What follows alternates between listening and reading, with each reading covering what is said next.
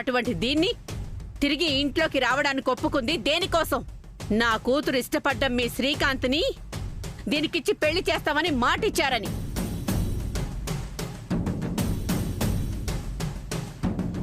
మరి ఆ మాట నెరవేర్చకుండా మమ్మల్ని మోసం చేసి ఇప్పుడు శ్రీకాంత్ విషం తాగాడు, ఇష్టం లేదు అని కొత్తగా డ్రామాలు మొదలుపెట్టారు. సువర్ణ, మాటలు తిన్నగా రాని. ఏంటండి తిన్నగా మాట్లాడేది? డ్రామాలు కాకపోతే మరేంటి? మాటిచ్చినప్పుడు నిలబడాలి. నిలబడేంత నిలకడ లేనప్పుడు మేమంత గొప్ప ఇంత గొప్ప అని ప్రగల్భాలు పలకూడదు. సువర్ణ, ఎవరో ఏంటో కాస్త చూసుకొని మాట్లాడు, లేదంటే మర్యాద పోగొట్టుకుంటా. నా కూతురు నీ కొడుకుని ప్రేమించింది కాబట్టి, అది తొందరపడి నీ కొడుకుతో తప్పు చేసింది కాబట్టి, నా కూతురు వీక్నెస్ అత్తారిల్లే కాబట్టి ఈ నిమిషం నువ్వు నా ఎదురుగా నిలబడి ఇంత ధైర్యంగా మాట్లాడుతున్నావు. అంతే కదా? ఎప్పటికీ మా జుట్టు నీ చేతుల్లోనే ఉంటుందనుకోవద్దు సువర్ణ. టైం ఎప్పుడు ఎలా మారుతుందో ఎవ్వరూ చెప్పలేరు. అలా అంటారేంటి వదిన గారు? మీ కూతురు విషయంలో మీరెంత బాధపడుతున్నారో నా కూతురు విషయంలో నాకు అంతే బాధ ఉంటుంది కదండి.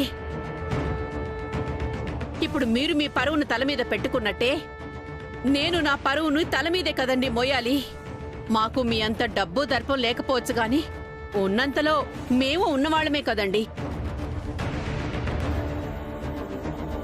మరీ పూట గడవని స్థితిలో మేమేమైనా ఉన్నామా ఏంటి? మేమెందుకండి మీకు తలంచాలి, భయపడాలి? మీకు మీ ఆడపిల్ల ఎంత ముఖ్యమో మాకు మా ఆడపిల్ల అంతే ముఖ్యం. మీకుండేది మీకుంటే మాకుండేది మాకు ఉంటుంది. అది మీరు అర్థం చేసుకోండి.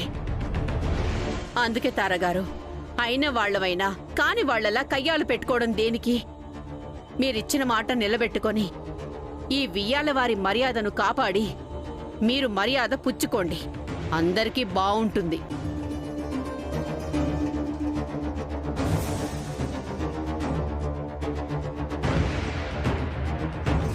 ఆగిన నిశ్చితార్థం దయచేసి పూర్తి చెయ్యండి. మీ అమ్మాయి సీమంతానికి అత్తగా నేను అంగీకారం తెలుపుతాను. ఏమంటారు వదిన గారు?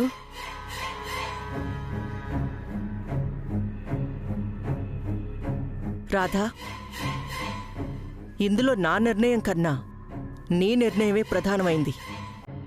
చెప్పు, ఏం చెప్తావో చెప్పు.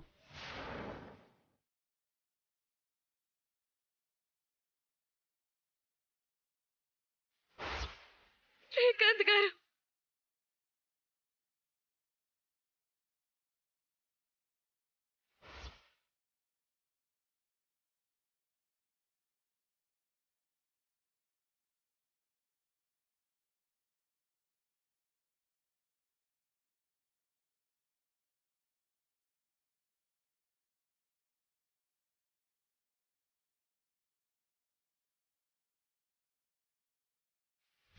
ఈ నిశ్చితార్థం జరుగుతుంది.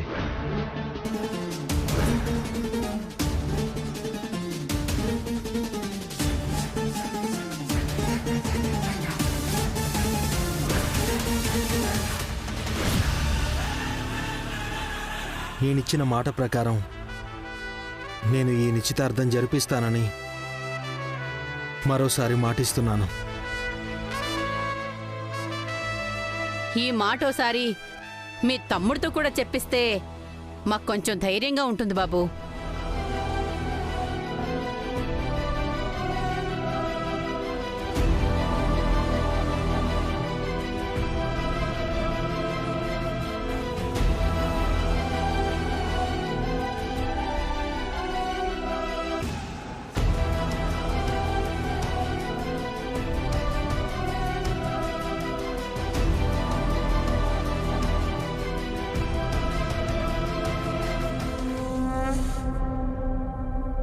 నాకు కావాల్సింది అదే రాధా. నువ్వీ నిశ్చితార్థం జరిపించాలి, శిఖర ఈ ఇంటికి రావాలి, నా కూతురు నా ఇంటికి రావాలి.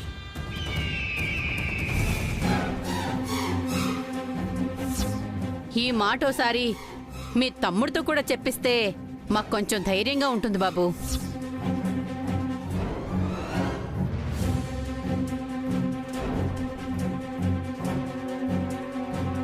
ఏంటి రాధా గారు, ఆగిపోయిన నిశ్శబ్దాన్ని మళ్ళీ తెరిపిస్తానని వాళ్ళకి మాట ఇవ్వడం ఏంటి మీరు?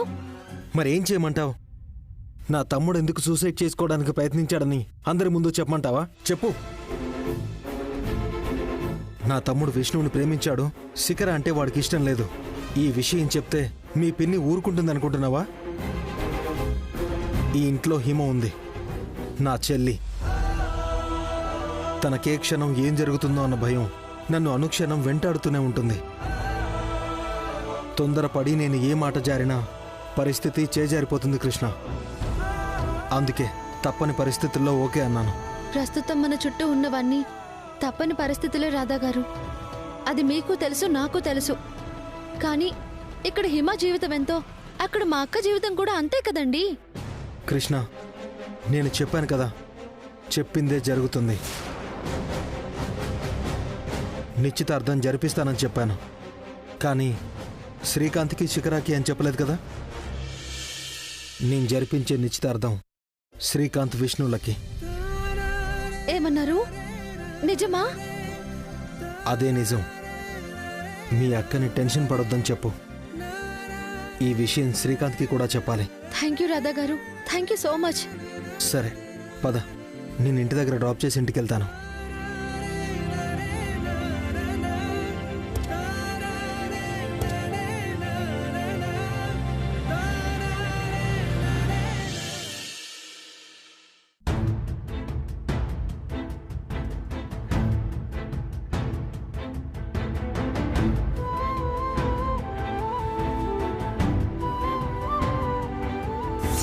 కానీ నీ చెల్లి ఈ ఇంటి కోడలిగా మీ ఇంట్లో సీమంతం జరిపించుకోవాలి అంటే ముందు నా ఇంటి బిడ్డ మీ ఇంటి కోడలు అనిపించుకోవాలి. ఆగిపోయిన నిశ్చితార్థం తిరిగి జరగాలి.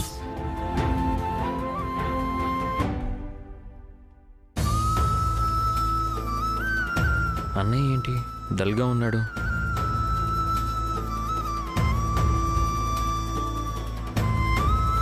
ఏంటి రాదా, ఏదో డల్గా కనిపిస్తున్నావు? ఏమైంది? ఏదైనా ప్రాబ్లమా? నాతో చెప్పు.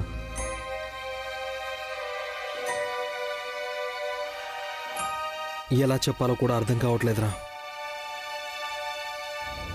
శిఖరతో నీకు నిశ్చితార్థం ఏర్పాట్లు చేశారు.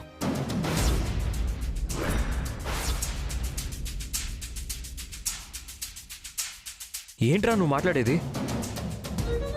శిఖరతో నా నిశ్చితార్థం ఏంటి? అవునరా,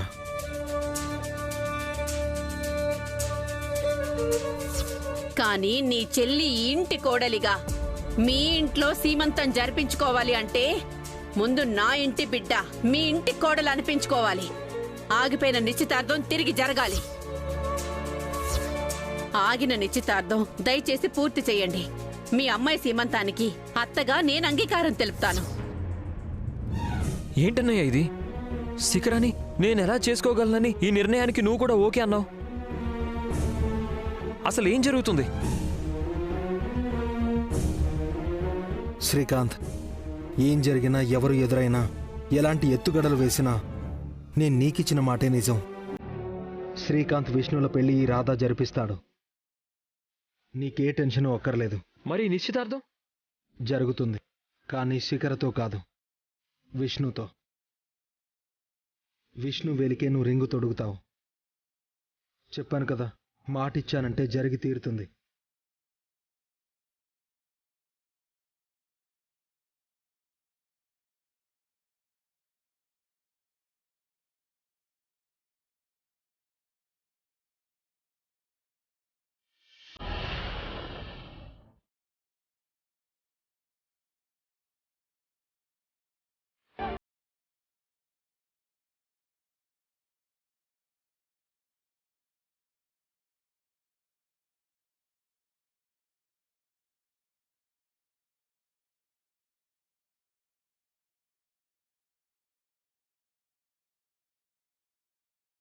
రాధా గారు, అక్క శ్రీకాంత్ల పెళ్లి ఎలాగైనా జరిపిస్తానని మాటిచ్చారు. కానీ ఎల్లుండి శిఖరతో శ్రీకాంత్ నిశ్చితార్థాన్ని ఎలా తప్పిస్తారు? అక్కడే అక్క చేతికి శ్రీకాంత్తో రింగ్ ఎలా తొడిగిస్తారు? ఈ సమస్యని ఆయన ఎలా చక్కదిద్దుతారు? ఆలోచించడానికి కూడా హారబుల్గా ఉంది. సరే, రాధా గారు ధైర్యాన్ని ఇచ్చారు కదా, ధైర్యంగానే ఉందాం.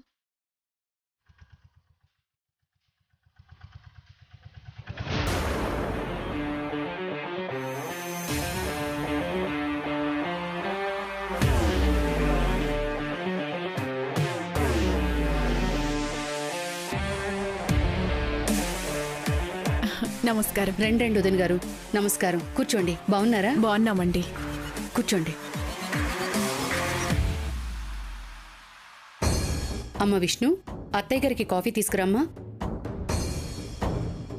ఆగమ్మా, కాఫీ గట్రా ఏమీ వద్దులే వదిన గారు.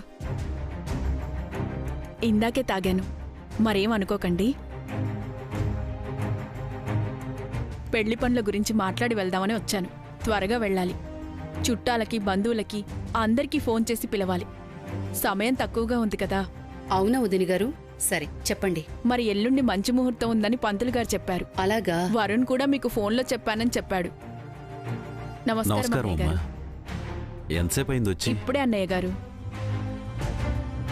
మరి ఆలస్యం చేయకుండా ఎల్లుండి 10 గంటల 10 నిమిషాలకు పసుపు దంచే కార్యక్రమంతో పెళ్లి పనులు మొదలు పెడదాం.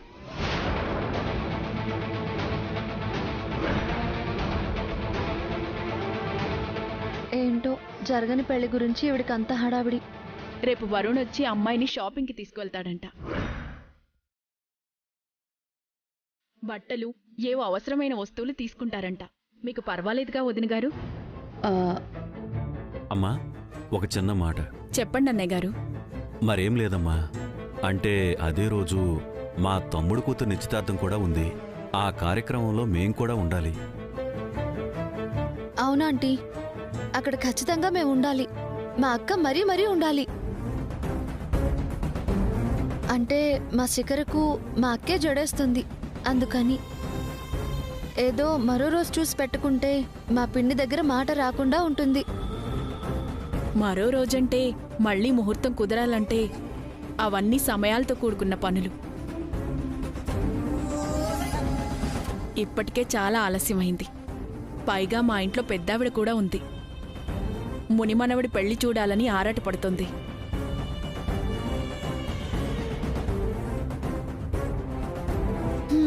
ఆవిడ కోరిక తీరినట్టే ఇంకా.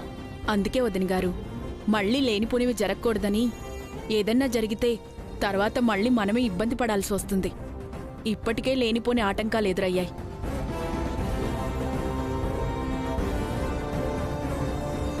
మళ్ళీ మనమే ఇవన్నీ మాట్లాడి ఆలస్యం చేయడం ఎందుకని నా అభిప్రాయం. ఏమంటారు వదిన గారు? ఇప్పుడు మన విష్ణుకి పెళ్ళని ఎప్పటి నుంచి అనుకుంటున్నావు?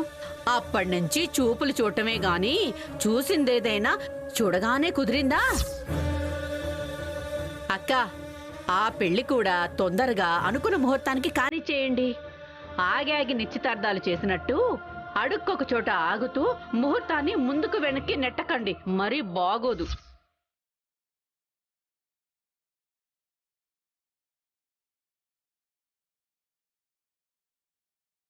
వదిని గారు, మీరు ఎలా చెప్తే అలా.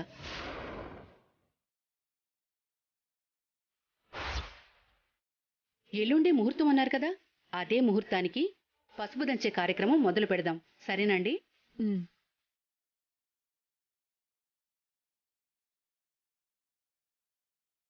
మంచిది వదిన గారు.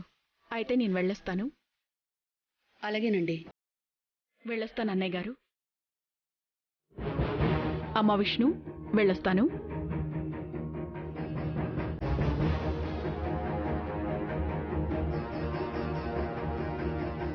ఏంటమ్మా, బాబాయ్ వాళ్ళ ఇంట్లో నిస్తార్థం, అక్కడ మనం ఉండాలి, అది ఇది అని మొన్న అన్ని చెప్పావు. ఇప్పుడేంటి ఇలాగా? పరిస్థితులు అలా వచ్చినప్పుడు ఏం చేస్తాం కృష్ణ? అక్కడ శిఖర నిశ్చితార్థం ఎంతో, ఇక్కడ విష్ణు పెళ్లి కార్యక్రమం కూడా అంతకన్నా ముఖ్యం కదా. మనం ఇంట్లో కార్యక్రమం ముగించుకుని అక్కడికి వెళ్దాం. దాందే ఉంది చెప్పు. అమ్మా, అలా ఎలా వర్కౌట్ అవుతుంది? ఏది ఏమైనా సరే, నా కన్నీటికన్నా నా కూతురు పెళ్ళే ముఖ్యం. ఎవరు ఏమనుకున్నా నాకనవసరం. ఈ కార్యక్రమం ఆగదు.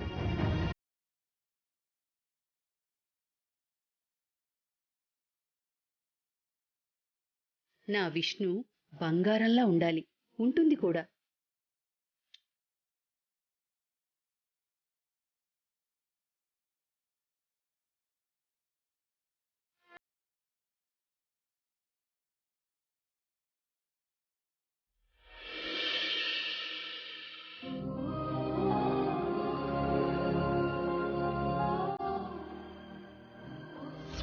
రేపు వరుణ్ వచ్చి అమ్మాయిని షాపింగ్కి తీసుకువెళ్తాడంట.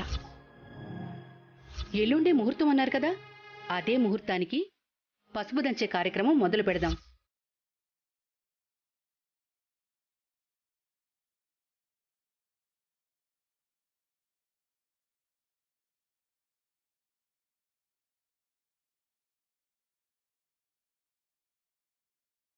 ఏంటక్క ఇది? ఏం అర్థం కావడం లేదు. ఈ పసుపు కొట్టే ప్రోగ్రాం ఏంటి? నాకెందుకో ఇది అనుకోకుండా అలా సెట్ అయిన మ్యాటర్లా అనిపించట్లేదు. సెట్ చేసిన మ్యాటర్లా అనిపిస్తుంది. కావాలని ఆ జిరాఫీ కళ్ళ శిఖర ఆ తారాతో కలిసి చేసిన ప్లాన్ ఏదైనా అయ్యుండాలి. ఇప్పుడు ఆ వరుణ్ గాడు వచ్చి నిన్ను బట్టలు కొనడానికి తీసుకువెళ్తాడంట. వీళ్ళ దిక్కుమాలిన స్కెచ్ల్లో ఏం చేస్తారో మనము చూద్దాం. ముందు ఈ పసుపు ప్రోగ్రామ్ని ఆపే ప్లాన్ చేయాలి. ఆ తర్వాతే మిగతా మ్యాటర్. ముందు రాధా గారికి ఫోన్ చేస్తే ఏదో ఒక దారి దొరుకుతుంది.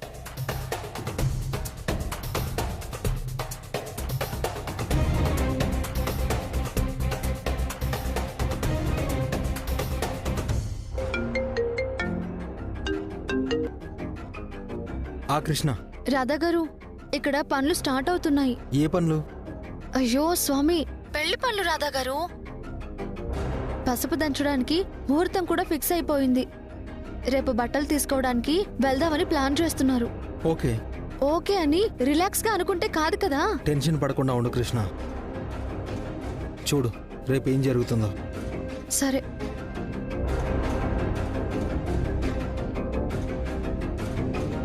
ఆ నిశ్చితార్థాన్ని ఎలాగైనా ఆపాలి.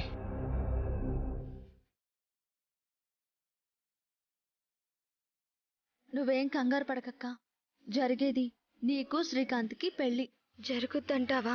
ఏ, ఎందుకు జరగదు? నీకు శ్రీకాంత్కి మధ్య దూరం వచ్చింది.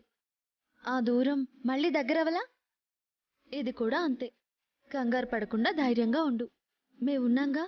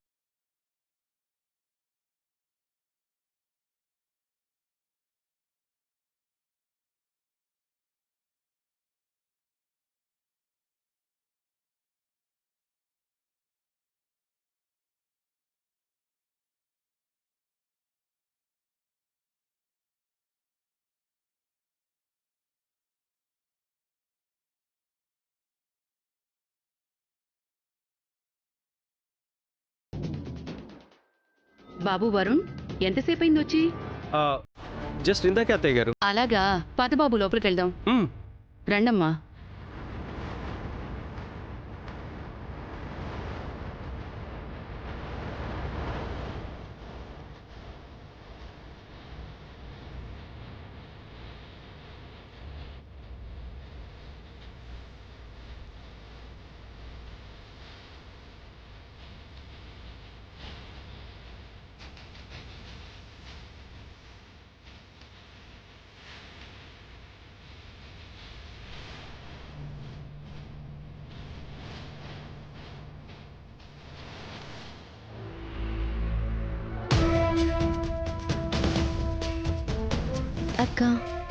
ఎందుకలా టెన్షన్ పడిపోతున్నావు?